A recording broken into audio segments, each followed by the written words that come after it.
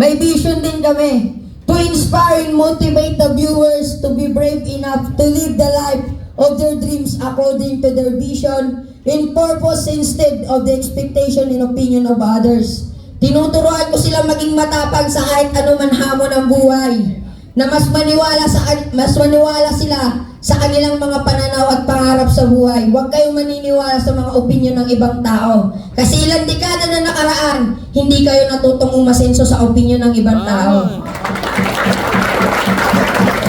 Natuto kayong tumayo sa sarili niyong paa. Kasi ako lang din, kung hindi ako nag-take risk, wala din ako sa opportunity na to. So mga upcoming, yan yung blueprint ng RLI for 2025. Yung 50 leaders na yan, sa akin palang line yan. Yung magiging power line ko. Yung makakasunod ko ng goal, yan yung mga leaders ko.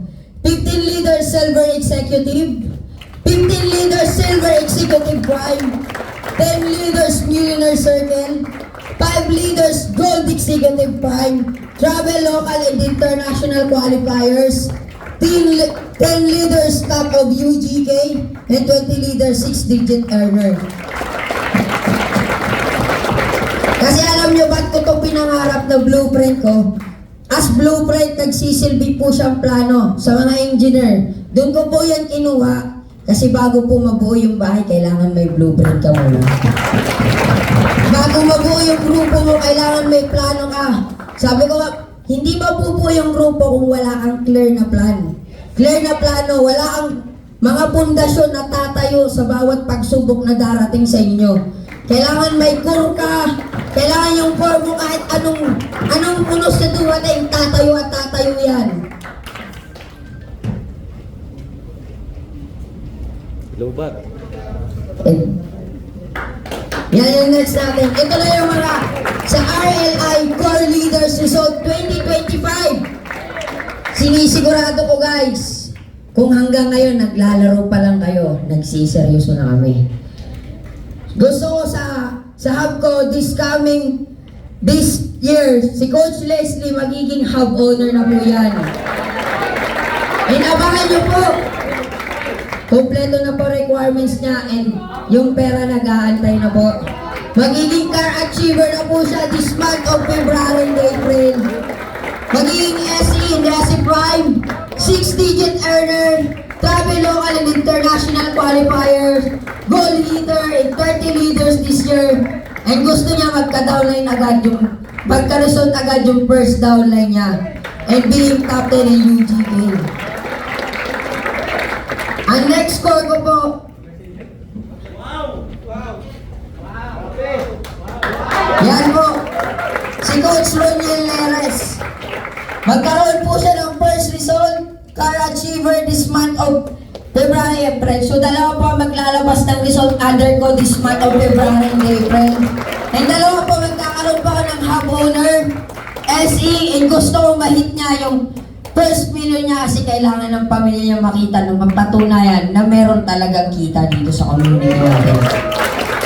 Magkaroon ng travel, makapag-travel local and international, makapasok ng top 5 ng UGK, 20 full-timer this year and magkaresulta sa dalawa ng downline.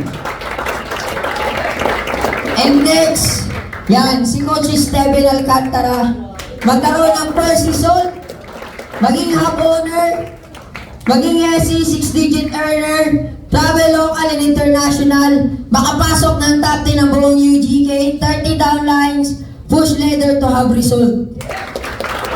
And last na core natin, yan po si Coach Pay, makapaglabas ng first result na Hyundai Accent this June and July, 20 leaders this 2025, one of 6-digit earner, SN, SC Prime, travel local and international qualifiers. Kasi gusto ko po lahat ng magiging core ko, lahat po yan magkakahab. Gaya ng dati na vision ko, tinatanong ko lagi sila up Cray, sila up Raven, bakit wala sa hub? Nagpapamiting sila up Miguel. Sabi ko, gusto ko rin magkaroon ng ganon. And yung vision na yun, simula't at tinutupad ko hanggang ngayon. Na gusto ko, pag magpapatawag nila ako ng meeting, Starbucks tayo, Tagaytay tayo, meeting tayo sa bahay, na magsisimula lahat sa maliit para ma-appreciate mo yung malaking result. And yan, RLI Vision Events this 2025. Yan, gusto ko rin sundan yung plataforma nila at Miguel magkaroon tayo ng recognition. Kasi gusto kong i-recognize yung effort nila kung gaano sila nagsisipag. And next, magkaroon ng training. Actually, nag-training na kami, paunti-unti, doon lang sa hub. Sabi nga, one time, nagsabi si Albert Jasma, nag-start lang sila mag-awarding sa, ano ba yung Kubo. Sabi ko, bakit hindi natin simulan? Lahat nagsisimula sa maliit hanggang lumaki ng lumaki, ng lumaki. Hanggang pag lumaki yung grupo natin, sa muwari na tayo. And next, soon, magkaka-galvanize din tayo. At isa yan sa mga makakatulong sa amin. And yan, yun isa sa pangarap namin. Bakit naging pangarap ko magkaroon ng car parade? Kasi po sa Masbate gusto ko po magka-traffic.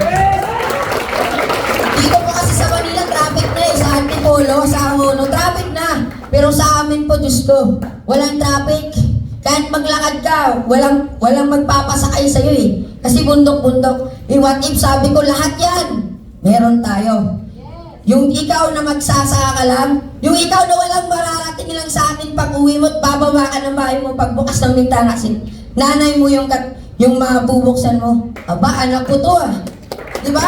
Sinasabi ko sa vision ko every time. Gusto kong itatak yung Masbate sa larangan ng Game Global. Gusto ko na may isang tumayo na proud to say networking. Networking ang naging negosyo namin at hindi sa lahat ng oras pag-aaral may maaabot ka. Ayan, bago ko tapusin, sabi ko, kundi lang yung nilagay ko na slide. Sabi ko, maliit na hakbang ngayon, malaking resulta bukas. Lahat nag-i-start sa maliit. Single step mo lang, ang importante nag-grow ka. Ang importante may progress ka every time natatapa ka at every time nasasapit yung taon. Huwag kayong papayag na sasabihin naman ulit sa atin ni Doc Ed, next year, ganun ka pa rin.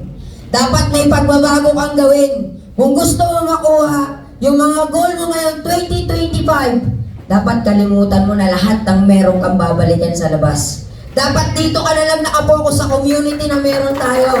Sa community na lalaki at paganda ang sistema. Kasi ako, sabi ko, lahat kung ito, na kaya ko buong 1 year in 2 months ko, gusto ko kayo ulit hamunin this time. Kung ako, na kaya ko 1 year in 2 months, madalas na nagsalita dito, 4 years, 5 years, 3 years.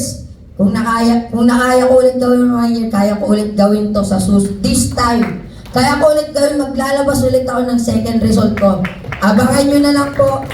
And surprise. So gusto ko sa inyo guys sabihin, to God all the glory. Thank you.